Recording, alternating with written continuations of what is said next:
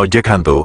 Hari itu, malam terasa lebih gelap dari biasanya. Aku, Ari, seorang tukang ojek online, memutuskan untuk terus bekerja meski waktu sudah menunjukkan pukul 11 malam. Dalam pikiranku, rezeki tak boleh ditolak, apalagi bulan ini tagihan listrik dan kontrakan sudah menanti.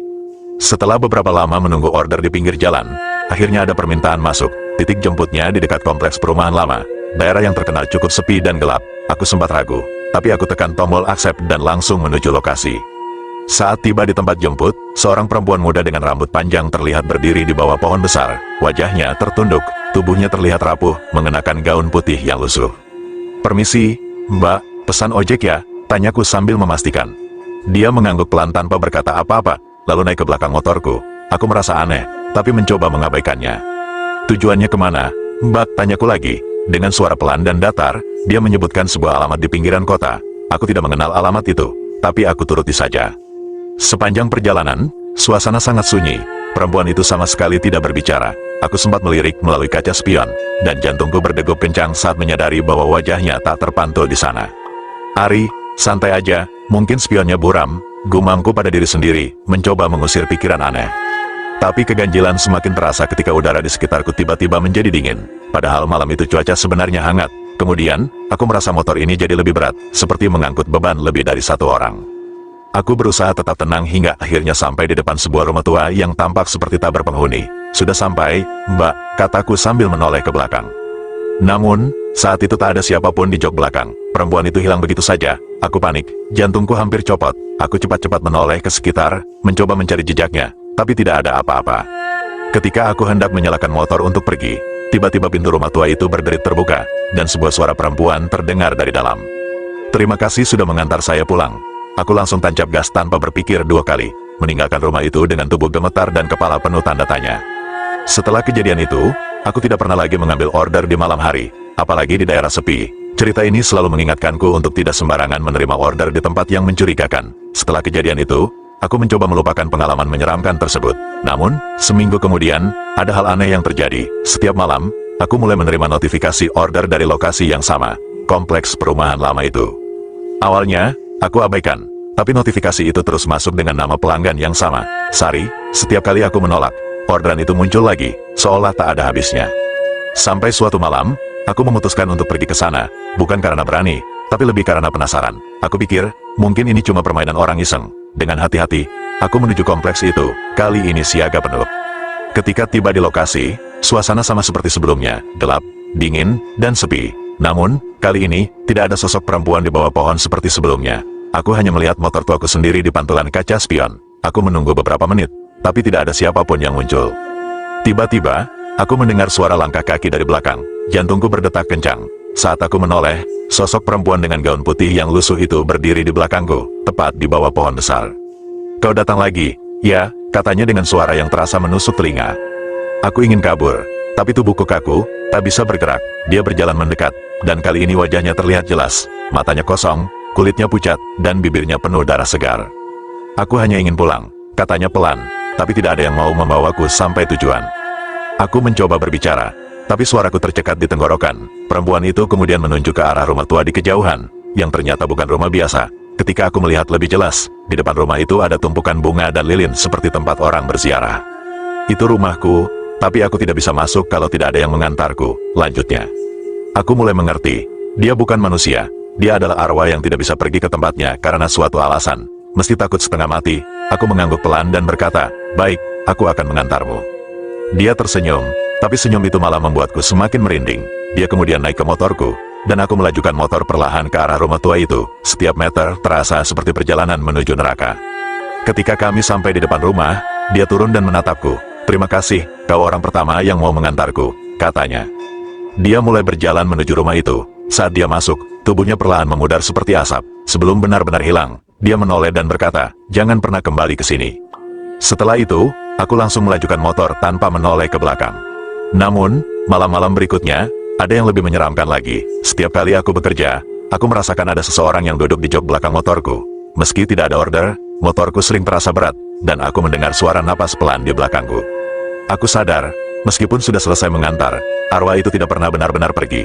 Dan sampai sekarang, aku masih merasa dia ikut bersamaku, menunggu waktu untuk pulang lagi, entah kemana. Setelah kejadian itu, pekerjaanku sebagai tukang ojek tak lagi sama. Hampir setiap malam, aku merasa ada sesuatu yang aneh. Motor sering mendadak berat meski tidak ada penumpang, dan setiap kali aku berhenti di tempat sepi, aku bisa merasakan ada yang memperhatikanku dari belakang. Puncaknya terjadi seminggu kemudian. Malam itu, aku menerima order dari nama pelanggan yang sama, Sari, tapi kali ini lokasinya di tempat lain, dekat kuburan tua yang jarang dilewati orang. Aku tahu ini pasti bukan kebetulan, tapi entah kenapa jariku tetap menekan tombol accept. Sesampainya di lokasi, seperti sebelumnya, tak ada siapapun di sana, hanya kuburan tua yang dipenuhi rumput liar. Udara di sekitar tiba-tiba berubah dingin, dan bau anyir menyengat hidungku. Aku memutuskan untuk menunggu sebentar, berharap ini cuma salah alamat, tapi belum sempat aku berpikir lebih jauh. Aku mendengar suara langkah kaki di belakangku. Ketika aku menoleh, sosok perempuan itu berdiri lagi, kali ini lebih dekat, dengan wajah lebih menyeramkan, matanya hitam legam, kulitnya mulai membusuk, dan mulutnya mengeluarkan suara tawa kecil yang membuat bulu kuduku berdiri. Aku belum selesai, katanya, suaranya serak seperti ada ribuan suara berbicara bersamaan. Aku mencoba mundur, tapi tiba-tiba motorku mati total, sosok itu mendekat, dan aku merasa tubuhku kaku, tak bisa bergerak. Bukan salahmu, Ari, lanjutnya, tapi kau yang kupilih, hanya kau yang bisa membantuku. Tolong, aku cuma tukang ojek, apa yang kau mau dariku? Tanyaku dengan suara gemetar. Dia menunjuk ke arah salah satu kuburan yang tampak lebih baru dari yang lain. Nisan itu pecah dan penuh dengan coretan aneh seperti simbol-simbol mistis. Aku terjebak, karena mereka, aku tidak mengerti maksudnya, tapi tiba-tiba bayangan hitam besar muncul dari balik kuburan. Bayangan itu berbentuk seperti manusia, tapi matanya merah menyala, dan tubuhnya dipenuhi duri. Bayangan itu mendekat ke arah perempuan itu, seperti ingin menyeretnya kembali. Ari, cepat, hancurkan simbol itu, teriak perempuan itu sambil menunjuk ke salah satu coretan di nisan. Tanpa berpikir panjang, aku mengambil batu dan memukul simbol itu dengan sekuat tenaga.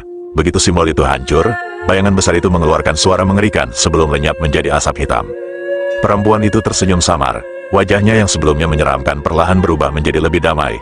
Terima kasih, Ari, kau telah membebaskanku, katanya sebelum tubuhnya memudar menjadi cahaya yang menghilang di udara malam.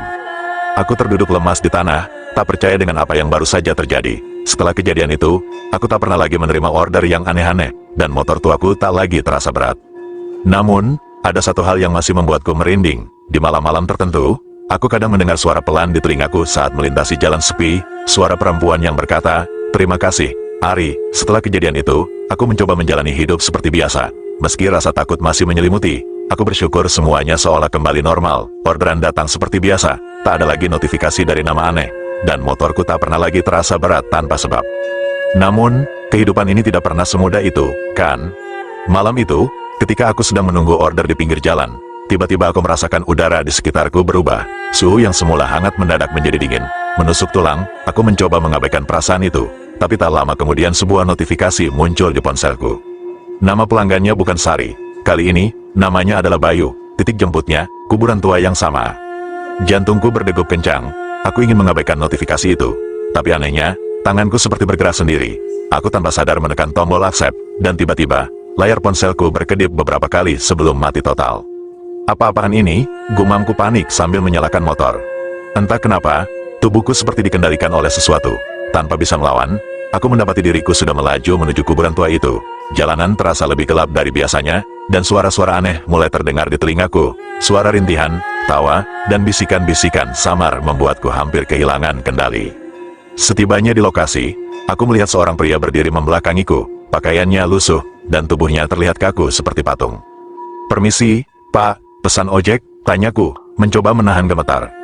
Pria itu berbalik perlahan, wajahnya pucat, matanya cekung, dan tubuhnya dipenuhi luka seperti bekas cakaran. Dia mengangguk pelan lalu naik ke belakang motorku.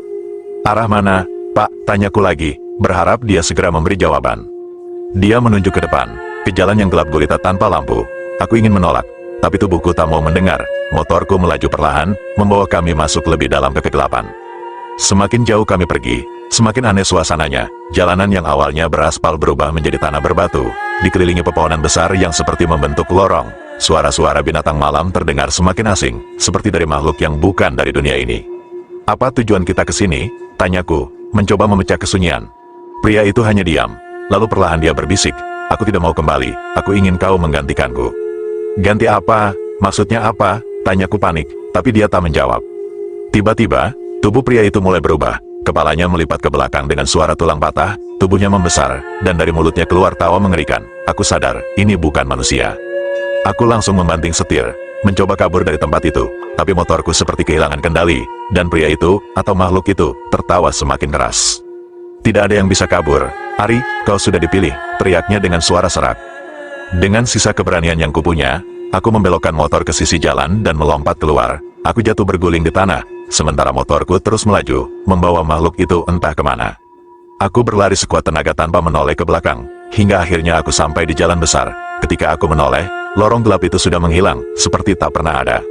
Sejak malam itu, aku tak pernah melihat motorku lagi. Aku berhenti jadi tukang ojek dan memilih pekerjaan lain. Apa saja yang jauh dari malam dan jalan sepi. Tapi kadang, di tengah malam, aku mendengar suara motor tuaku meraung-raung di kejauhan, seolah sedang mencari diriku. Dan setiap kali aku mendengar itu, aku hanya bisa berdoa semoga dia tidak menemukan jalannya kembali ke tempatku. Karena aku tahu, ada sesuatu yang menungguku di sana.